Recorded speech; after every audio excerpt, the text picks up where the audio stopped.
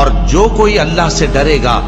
وہ اس کے لیے رنج و غم سے نجات کی صورت پیدا کر دے گا اور اس کو ایسی جگہ سے رزق دے گا جہاں سے اس کو وہم و گمان بھی نہ ہو،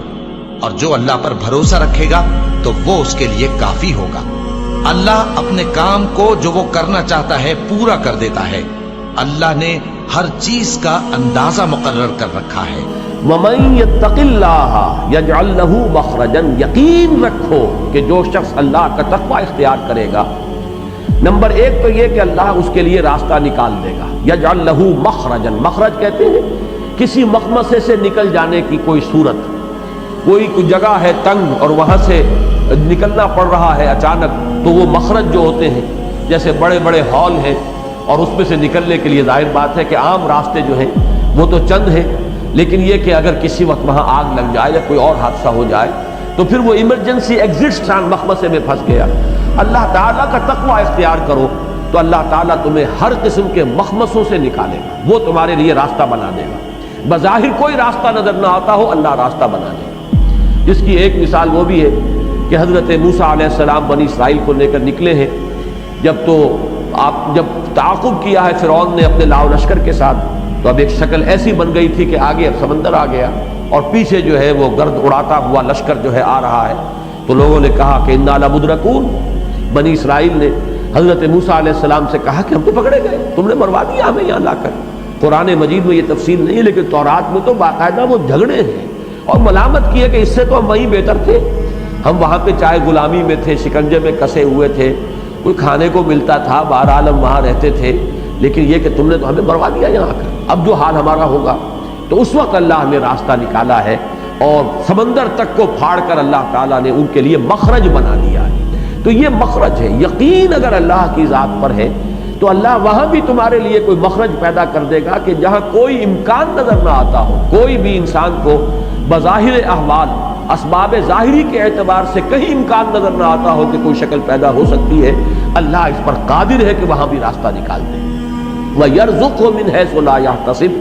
اور اس کو رزق پہنچائے گا وہاں سے جہاں سے اسے گمان تک نہیں ہوگا۔ یہ احتساب جو ہے ایک گمان رکھنا، توقع رکھنا، امید رکھنا، اسی معنی میں احتساب کا لفظ آیا ہے، من حیث لا یحتسب، جہاں سے اسے کوئی توقع نہیں ہوتی، کوئی امید نہیں ہوتی، اللہ وہاں سے اسے روزی فراہم کرتا ہے۔ یہ گویا کہ ایمان باللہ کا ایک لازمی تقاضا ہے۔ اگر حقیقتاً ایمان ہے اللہ کی ذات پر، اسی طرح یہ یقین کہ جہاں مجھے کہیں کوئی راستہ نظر نہیں آئے گا اللہ راستہ نکال دے گا، جہاں مجھے کہیں سے کوئی شکل نظر نہیں آئے گی کہ کہاں سے میری ضرورت پوری ہوگی، اللہ میری ضرورت پوری کرنے پر قادر ہے۔ وَمَن يَتَوَكَّلْ عَلَى اللَّهِ فَهُوَ حَسْبُهُ، اب توکل جو ہے اس کی بحث تو آ چکی ہے سورۃ تغابن میں، یہاں جو لفظ فرمایا فَهُوَ حَسْبُهُ، جو اللہ پر توکل کرے تو اللہ اس کے لیے کافی ہے۔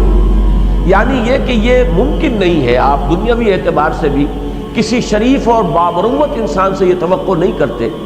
کہ اسے یہ محسوس ہو کہ یہ شخص مجھ سے توقع رکھتا ہے، مجھ پر اس کا کچھ انحصار ہے، دار و مدار ہے، وہ مجھ سے کچھ امید لگائے ہوئے ہے۔ تو پھر کوئی شریف انسان الا یہ کہ بالکل عاجز ہو جائے، اس کے بس میں نہ ہو، وہ اس کے اس امید کو جو ہے وہ نا امیدی میں تبدیل نہیں کرتا، یہ شرافت کا تقاضا ہے۔ تو اللہ اگر یہ دیکھے کہ میرا کوئی بندہ تو میرے سامنے اس نے اپنے آپ کو بچھا دیا، اپنے سارے معاملات میرے حوالے کر دیے،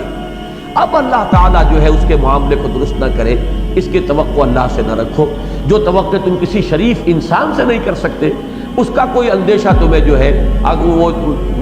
اللہ کے بارے میں کیسے ہو سکتا ہے؟ تو جس نے اپنا معاملہ اللہ کے حوالے کر دیا ہو، جیسے کہ وہ فارسی کا شعر میں نے سنایا تھا کہ کار ساز ماں، وہ میرا کارساز جو ہے، بے فکر کار ماں، وہ میرے کام کی فکر میں ہے، وہ پورا کرے گا۔ اور فکر ماں در کار ماں آزار ماں، اگر میں خود اپنے ہاتھ میں لے لیتا ہوں تو اللہ تعالیٰ بھی حوالے کرتا ہے، اچھا اب تم جانو اور یہ اسباب ظاہری جانے، تم اپنے جو بھی کر سکتے ہو کر لو، زور لگا لو، جو بھی تمہیں ملنا ہے وہ ملے انہی اسباب ظاہری سے۔